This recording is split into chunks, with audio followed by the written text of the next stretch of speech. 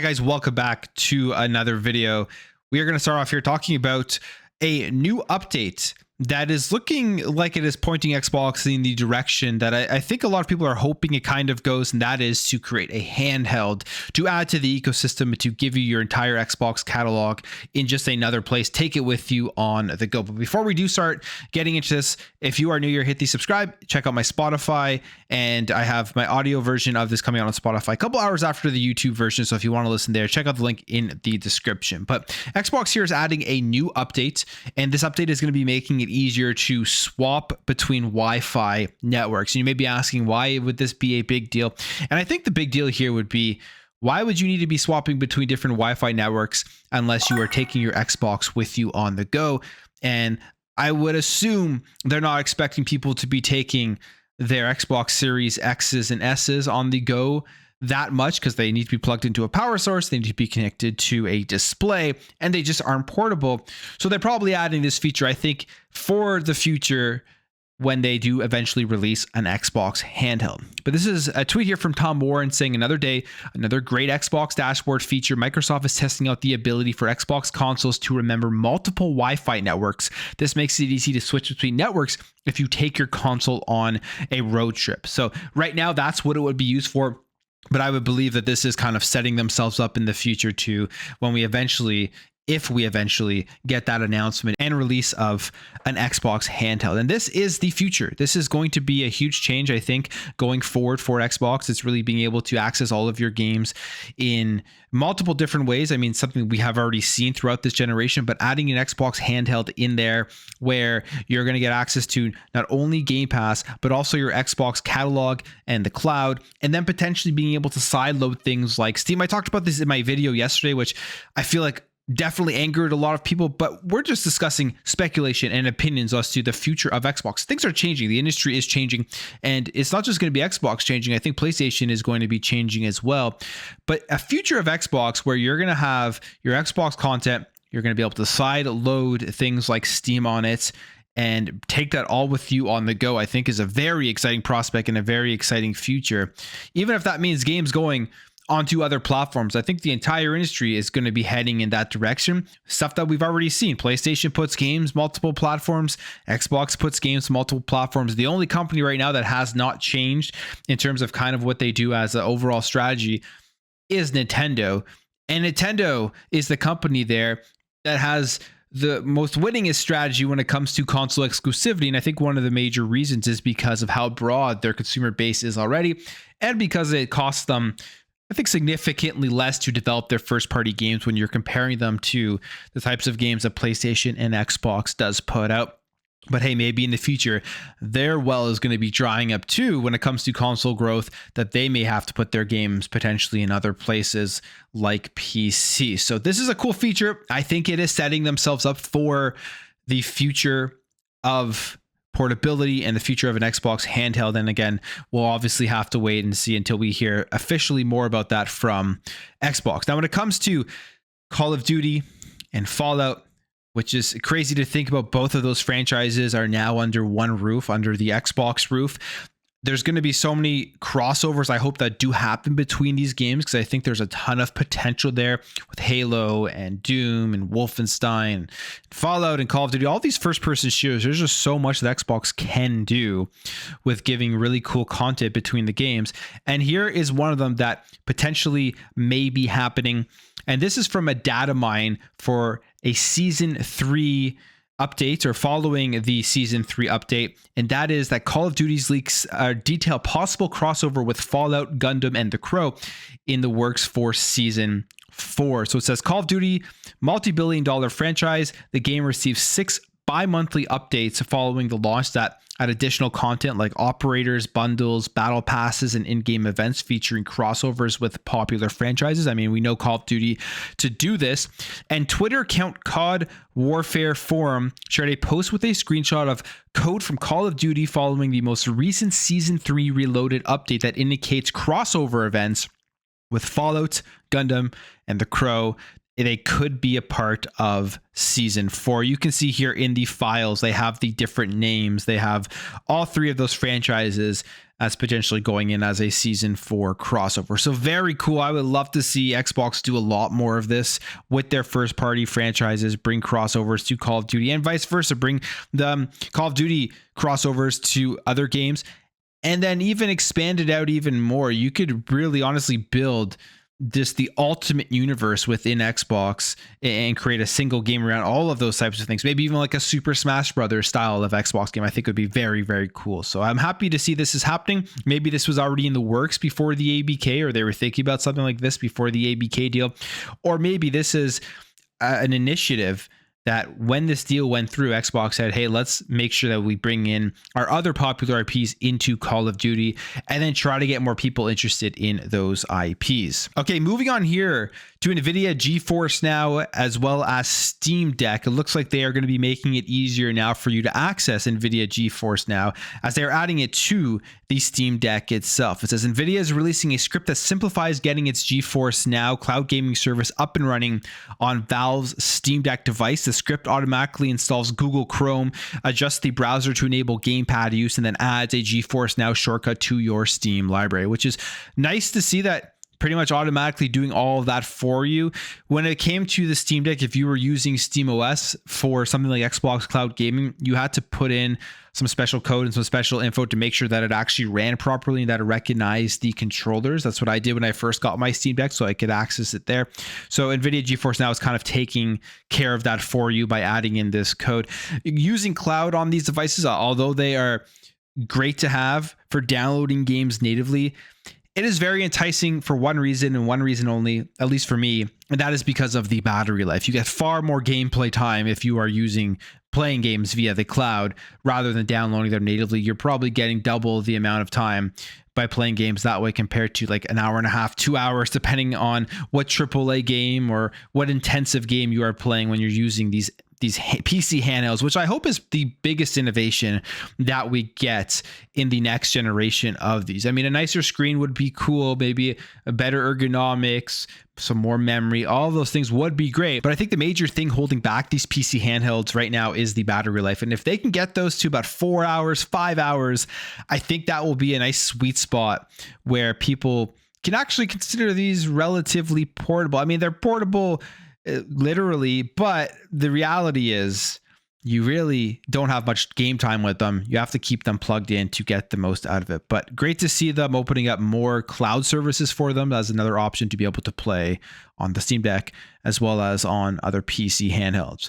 All right, let's talk xDefiant, because xDefiant has been going through a lot of trials and tribulations. There was a huge report about the overall development of it and them trying to make it more like Call of Duty.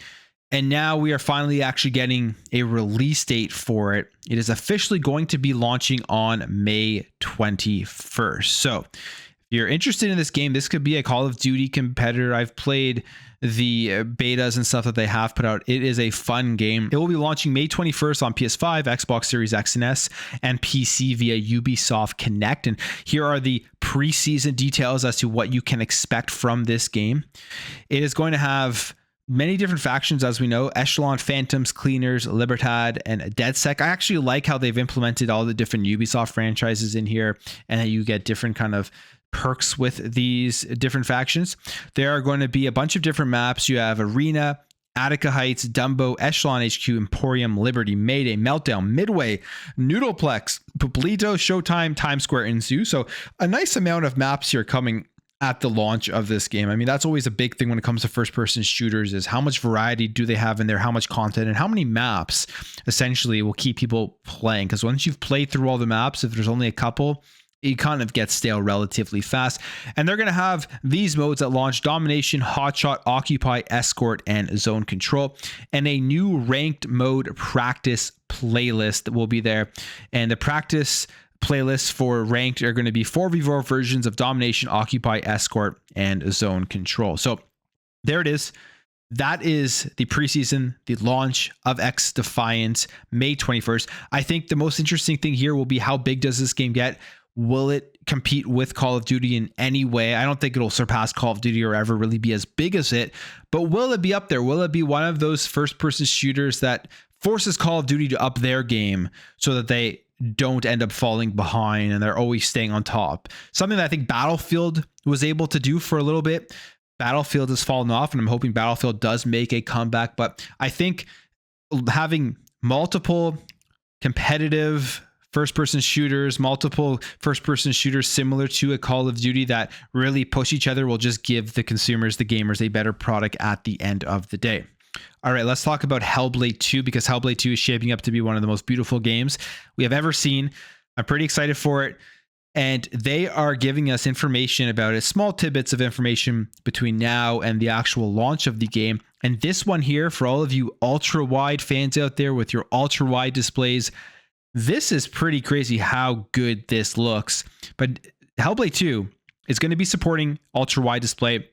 And they put out this tweet here, and they showed off how good it looks, the landscape, and just the details that you're going to be able to see if you actually play Hellblade 2 on your ultra-wide display. I mean, go check it out because it looks phenomenal.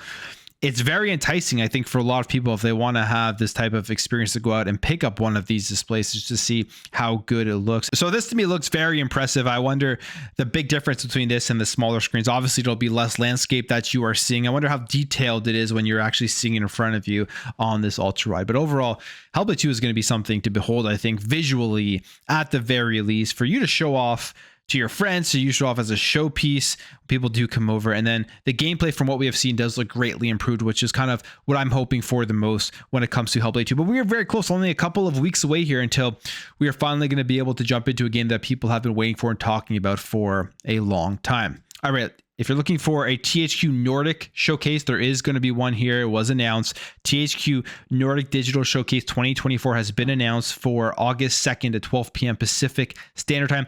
It says the showcase will feature world premiere announcements, updates on previously announced games like Gothic 1 Remake and Titan Quest 2, and even some surprises. So we are in the showcase season, June, July, August. Like, we are going to be getting nonstop showcases between now and the fall, which is where we're going to see updates on the industry, what new games are coming out, and just kind of get more information on what we can expect. Question here is, for me at least, is PlayStation having one? There is speculation that PlayStation is going to be having a showcase. We know Xbox has already announced their showcase, and is Nintendo going to have a big Nintendo Direct and give us that announcement for the Nintendo Switch too? So we're getting into some very exciting months now when it comes to gaming. All right, let's jump over here to some pretty exciting news. If you're a fan of Lords of Fallen, if you're a fan of those styles of games, it looks like it is heading to Game Pass. Now, this is a rumor at this moment, but it does seem like it is going to be happening. This comes from Xputer, and it says, over the course of the past few days, Xputer has learned that Lords of Fallen, the critically acclaimed Souls-like action RPG from Barcelona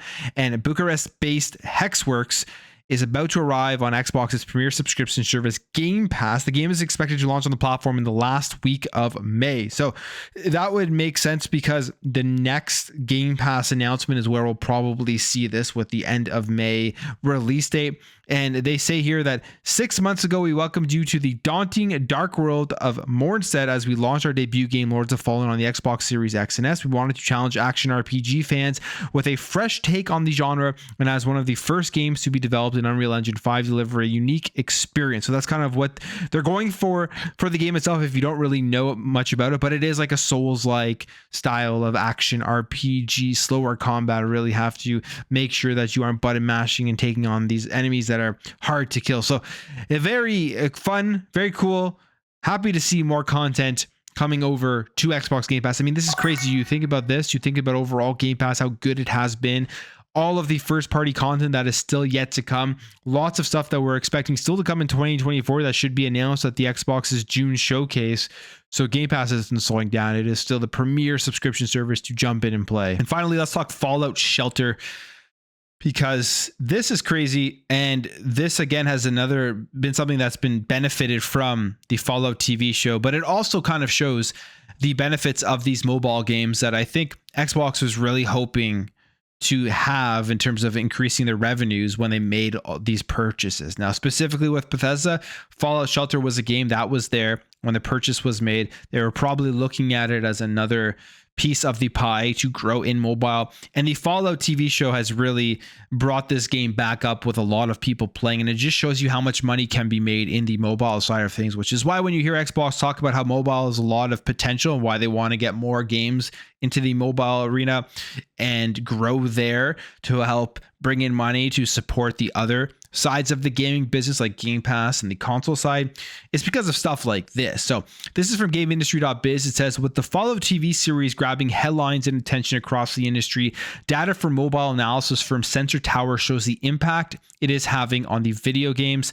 Collated by Layer Licensing and shared with GameIndustry.biz, the data shows that daily revenue for mobile spin-off Fallout Shelter rose from just over 20,000 on April 10th to 80,000 by April 13th. So that's a $60,000 a day jump, which is pretty crazy.